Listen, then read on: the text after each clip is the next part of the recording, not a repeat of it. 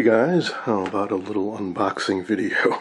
I say that sarcastically, of course, because we have three rather large boxes, and they were also rather expensive, and this was a bit of a gamble, to put it mildly. But if it pays off, well, that will be great, and it relates to these guys over here.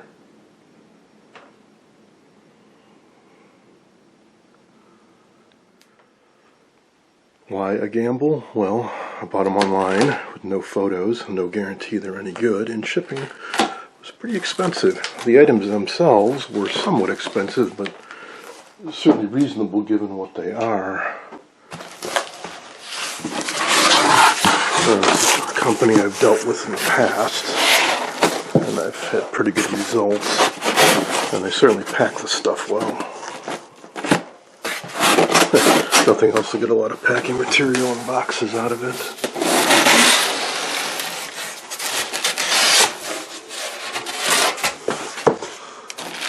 I hope I know some of you have surmised what's in here.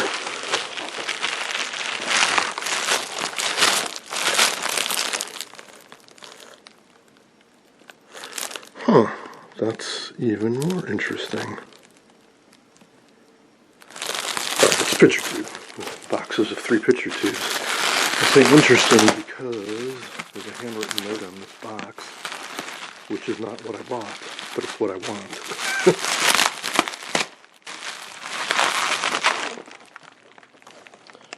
That's what I thought I was buying with DKP4. So what's actually in here? This actually makes me a little nervous, because it wouldn't be the first time where somebody bought a replacement picture tube, they put the new picture tube in the set, and they put the old one back in the box. I see a lot of people selling stuff on eBay saying, oh, new old stock picture tube, but then you can see the box is resealed, and what's actually in it is the old burned out picture tube. Back in the day, people saved everything, and of course back in the day you could get them rebuilt, so there was a reason to save them. So what is actually in this box, and the other two for that matter? It's written up here, DKP4. What is actually in here? Clearly they broke the seal, they added more packing material.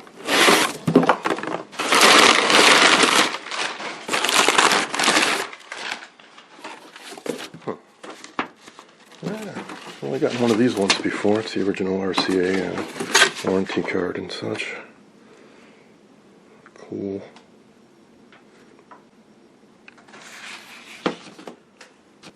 Yeah, it's the real deal, all right. RCA 17 DKP4. Unused. Never saw printing on the neck like that before. RCA Silverama. Pretty nifty. If it was a rebuild, this would have been cut off and the neck would have been replaced. It would still say RCA on it. Of course, now the big question is it any good? Well, here's the other cool thing. There are a bunch of 17-inch 110-degree deflection CRTs that can be used in predictives, but most of them have a neck that's longer.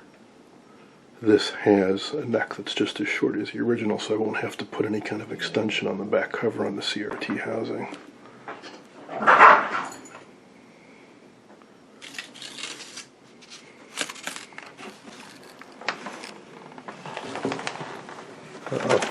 Doggy drama. We have a guest this weekend. It's my sister's dog, Nikki. They'll work it out.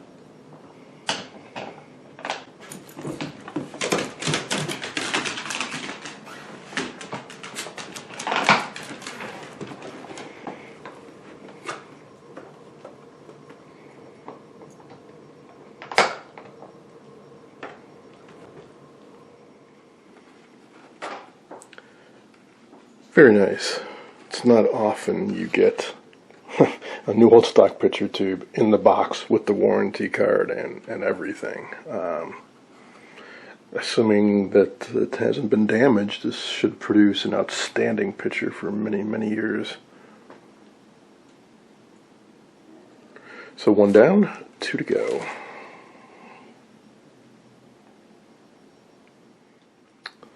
Now you may be wondering, why are there so many types of cathode ray tubes that are essentially the same?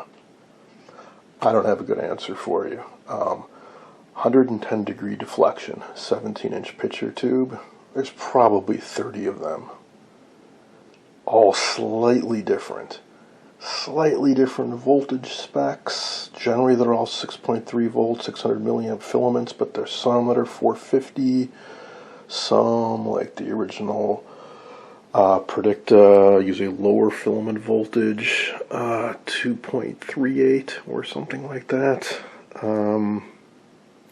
And then there are different manufacturers. So this is an RCA, and then there'd be, who else made picture tubes? Sylvania, and probably Tungsol. There weren't that many. A lot of them got rebranded, but as far as the core people who made picture tubes, maybe 4 or 5. And I think they would each want to promote their own, so they'd make up their own designator, even though the specs were virtually identical to the competitors. And you see it also does a 17 DTP4, which I think is what's in one of these, and I forget what the third one is.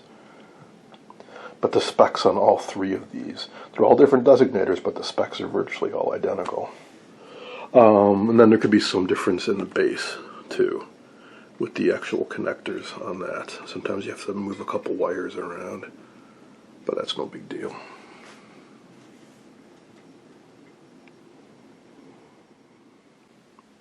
I also found this caution notice inside with some very sound advice to wear safety goggles with side shields, and definitely handle these carefully. You do not want to break a picture tube. The other 2 boxes aren't quite as impressive, but this top one is interesting. It's something I've never seen before. At first I thought it was just a sort of a box that was cobbled together, but no, it was tube toter, patent pending. This is actually a thing, I guess. A way to very compactly store a picture tube, and I guess you carry it around with these handles. Okay, so this would be a 17 CT, well, it says CTP4 up top, but 17 DTP4 on the side. We shall see, and apparently this is a 17 DXP4 extended life. So these 2 may be rebuilds. We'll have to see, because they certainly are not OEM type packaging.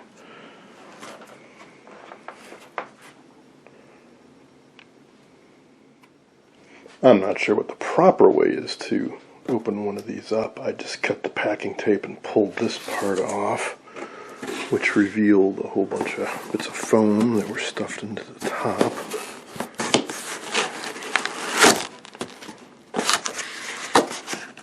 Somehow I don't think this is how you're supposed to.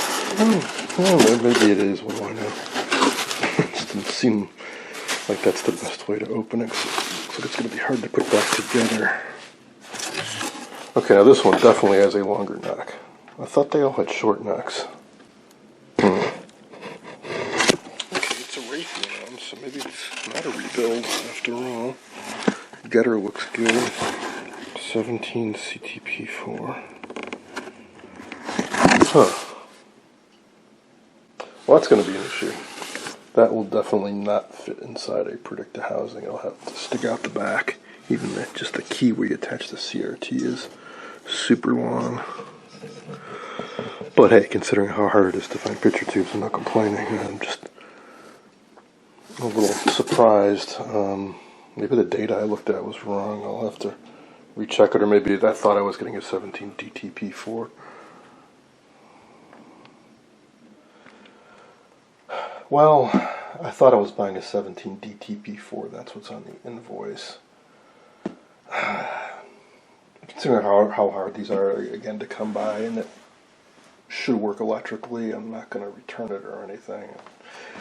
But yeah, buyer beware. So it does says DTP4 in some places on the box, but it definitely has a CTP4 inside of it. Okay, 2 down and 1 to go. What's going to be inside this box? They certainly pack these well. Yeah, I had to pay a bit for shipping, but picking picture tubes is always a gamble.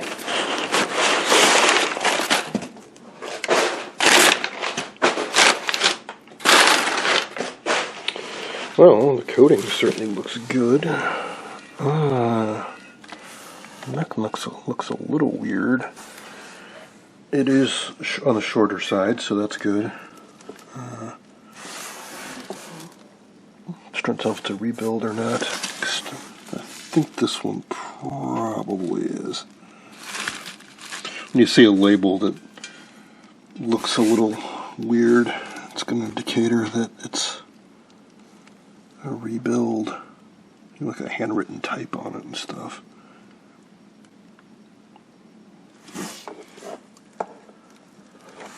Oh, I think that's about all I can say on this one. There's just no other. Oh, wait. We do have something.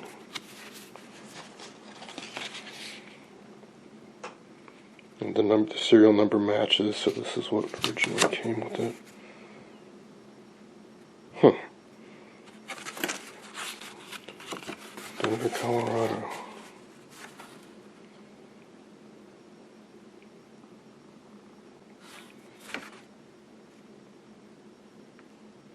Karnick Manufacturing Company. Must have been a rebuilder. Okay, well, I'll take a rebuild as long as it tests good. Well, I looked up the data on the 17 CTP4 and it should work electrically. And dimension-wise, everything should be fine. It's just the neck we'll stick out the back. I'll have to put a spacer on the back. Alright, so you're probably all dying to know, where did I get these? Surplus sales in Nebraska. There's maybe 4 places to regularly search for picture tubes. eBay, of course. The Early Television Foundation website has an area where they sell picture tubes. Check it regularly. There's always a bunch listed. And Moyer's Electronics on the East Coast. I've never personally purchased one from them, I don't think. But they do have them. You just have to ask. They don't list them on the website. And they sell flybacks and yokes and coils and all sorts of vintage TV parts. None of them are listed on the website. You just got to dig up the part numbers and ask them, and they will search. And then there's surplus sales in Nebraska, which honestly I hadn't looked at in a while. Actually, there's also fair radio sales in Ohio. But I don't think they sell too many television picture tubes these days. It's more oscilloscope type surplus tubes. But I did not go there looking for picture tubes. I went there looking for parts for my upcoming predictor restorations. In particular, they sell tube sockets. And I've mentioned this before. I'm not trying to keep secrets from you guys. They have like 20,000 of these guys, which are 9-pin sockets that are drop-in perfect replacements for predictors. And they're use thicker gauge of metal, so they hold up better. They also have the 7-inch.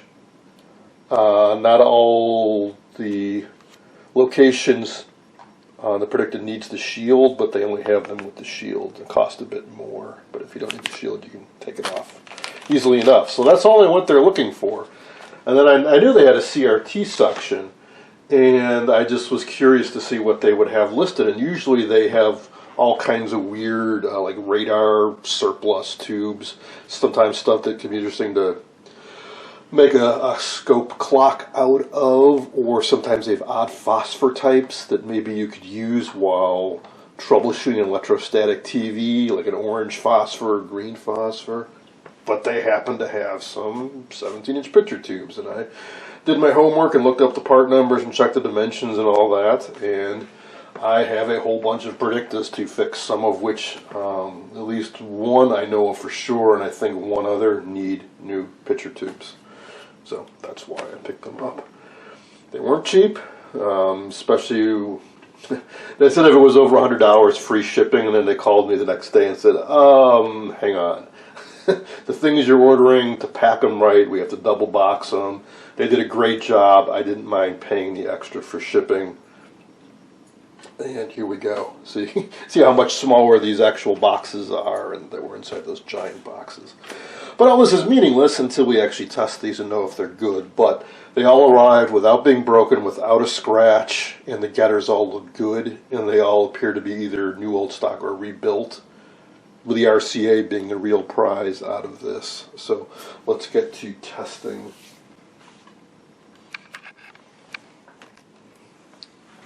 Hang on though, before we do that, let's take care of some other housekeeping. I've got a few other things here to unbox. Let's do this guy.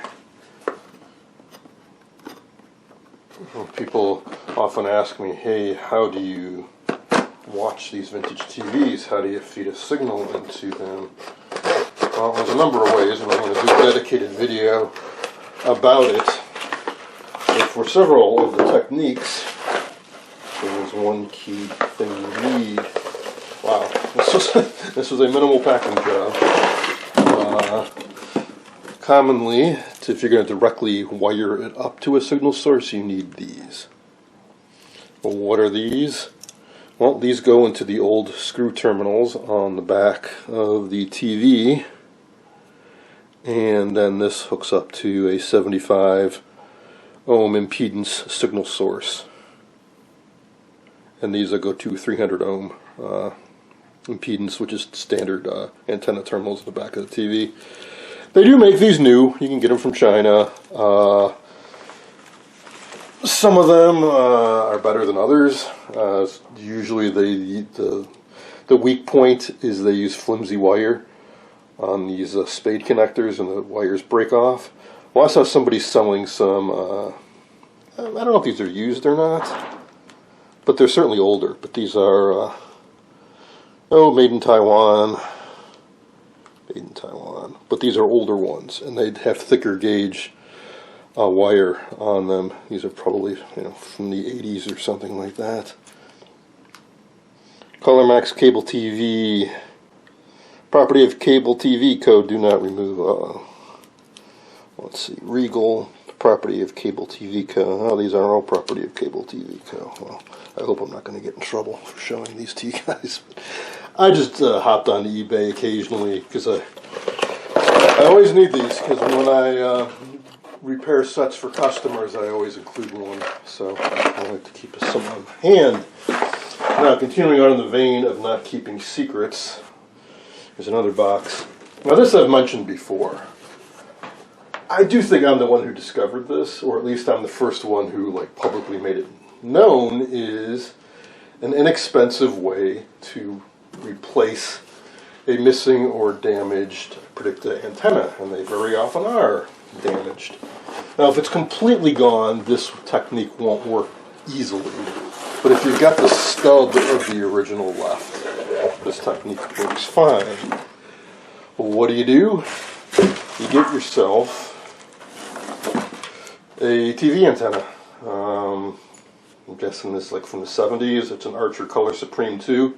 There are better choices. A bunch of them were made.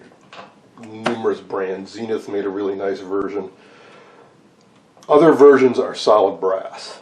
This is not. This is chrome plated. But, man, the two nice examples I saw on eBay that were brass were $80 and up.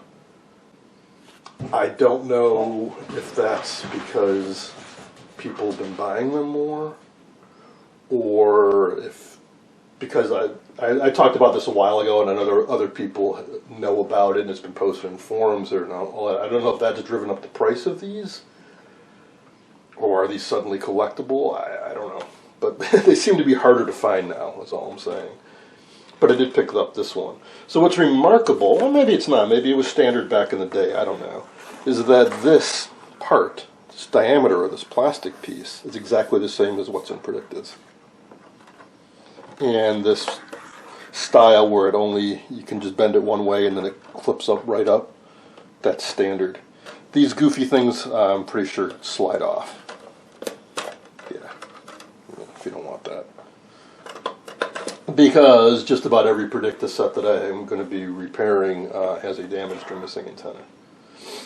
So yes, I will be destroying this. I don't think it's any great loss. I do find it amusing, though, how some of these vintage antennas worked with all their marketing gobbledygook. So I guess to do the UHF portion, you could do this and it would rotate that. It seems to me they could have saved some money just by leaving this out entirely and just making this rotate on its own.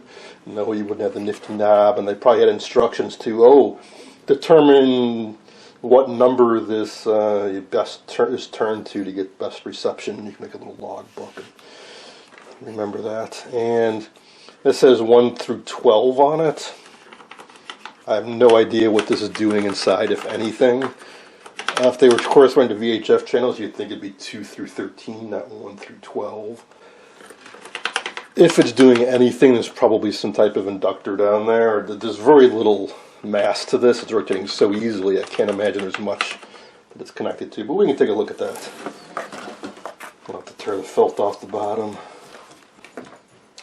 So if any of you are big fans of Color Supreme 2 Archer vintage TV antennas, I'm sorry, but this one is going to bite the dust.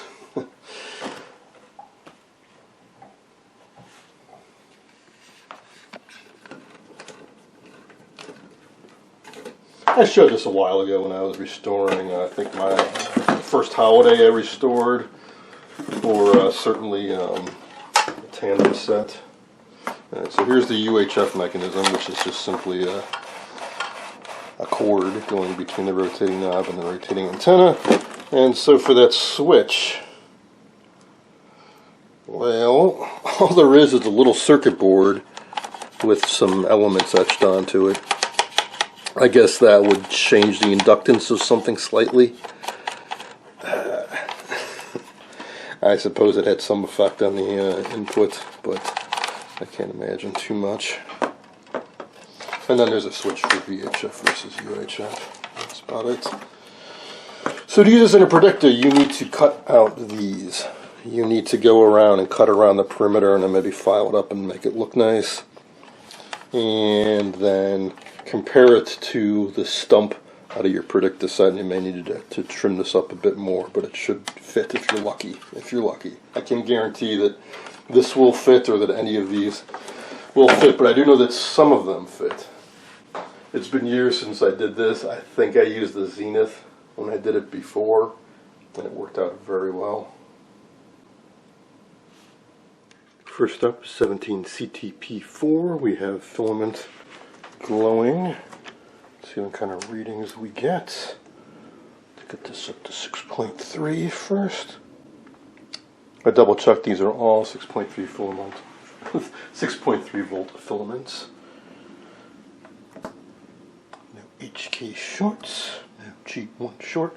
The one thing to be aware of is that although these are all 8-pin mini bases, as is the Predicta, often they flip-flop G1 and G2 between pins 2 and 3. So I may need to...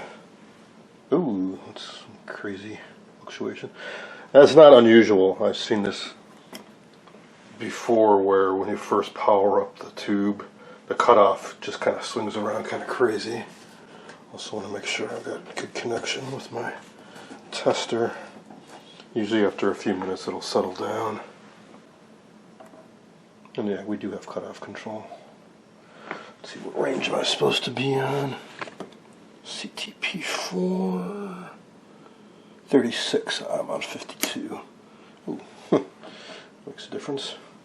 Alright, we've got we've got cutoff control for days there. I can swing it all the way from 0 to max. That is fantastic. Emissions, I'm sure, are fantastic. And we'll do a life test for the heck of it. The needle doesn't even move. This is a brand new picture tube.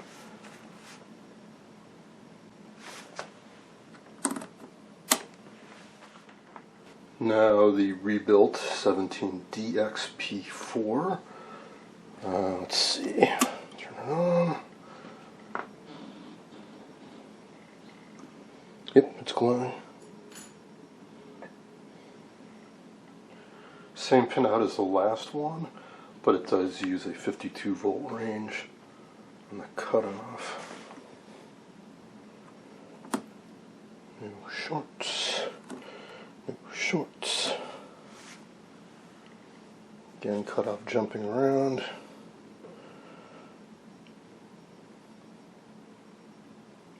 does respond.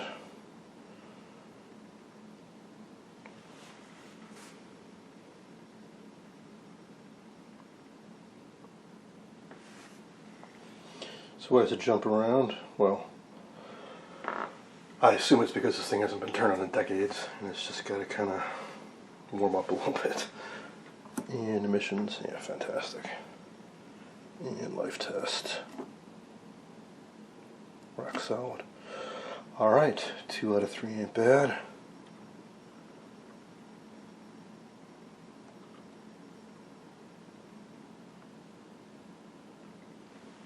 Cutoff control seems to have settled down. Alright, cool. One more to go. Alright, now the RCA 17DK P4. All 3 of these has exactly the same pinout. All of them would need pins 2 and 3 to be flip-flopped using a predictor. Okay, here we go. Power.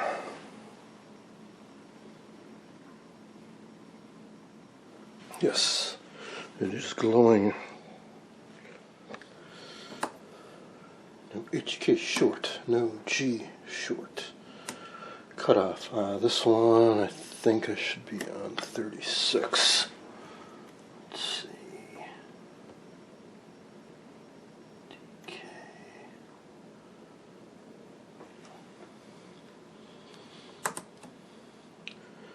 This one should also be on the 52 range. Alrighty, let's see. No HK shorts. No G1 shorts. Cutoff, erratic.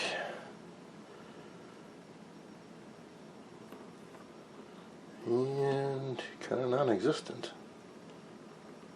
Let's go down a range. Still non-existent. Missions are weird. Huh, maybe I have G1 and G2 reversed.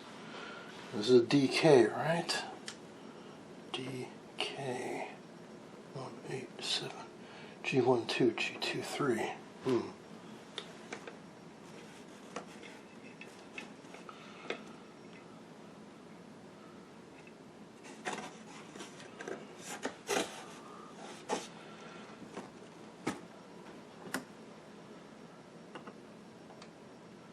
Okay, well the emissions do respond to cutoff.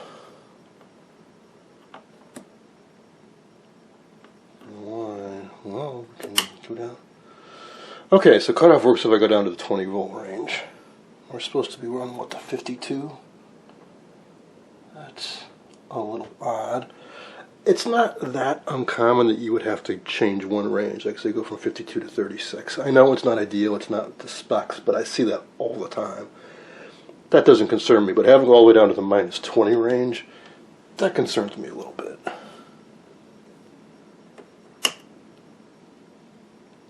What does that mean? You can think of this as the contrast control. As long as it moves on some range, you can make it work in a set, but you may have to tinker a little bit with voltage levels. And the big question is, what range is the original predicted tube use? That would be DR or DAP4. 36. Yeah, so 36 to 20, it's not great, but... Now, if you look in the instruction manual, they'll say, oh, if cutoff is poor, try auto restore or rejuvenation. No, we are not doing that. I wouldn't dream of doing that until I let this sit for like at least an hour or two, but even then, I don't think we need to do anything and this will work all right in a set. We'll just have to play around with the brightness and contrast controls a little bit. Get this, I posted a photo of this on Facebook in the Predicta enthusiast group, and somebody says he has 2 DKP4s and neither one of them show cutoff control when he tests them. So maybe that's just a characteristic of this too, but I had a little bit of trouble finding data for it. Let's see, they said that this also in fact, I couldn't find it.